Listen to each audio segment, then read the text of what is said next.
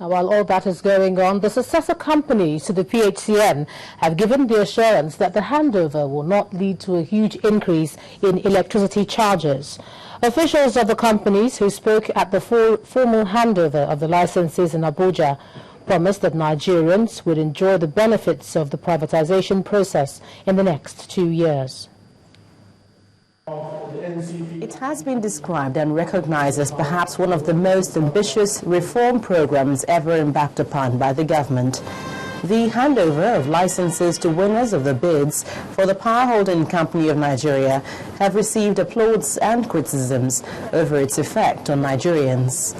However, owners of the successor companies assure there is no reason to panic.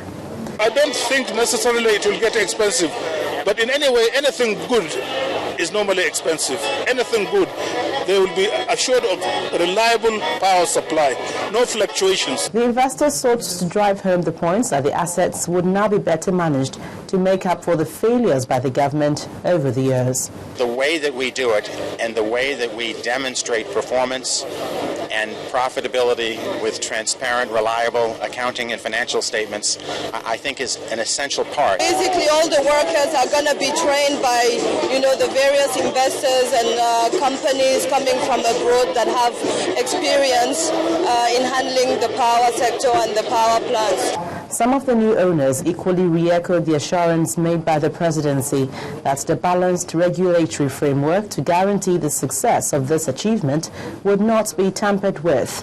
But they also advised the government to continue in transparency to prevent drawbacks. This initiative fits in very nicely with the President Obama's Power Africa initiative, in which we have pledged to work with several governments, including Nigeria's, over the next 5 years to double the power of sub-Saharan Africa. I assure you that it will be competitive. There will be more production. Once there is more production, more people will employ, more disposable income will be available, and people will know the difference.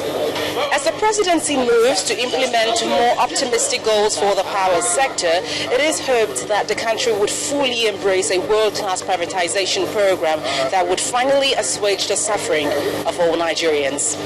Gloria Umezuke, Channels Television News.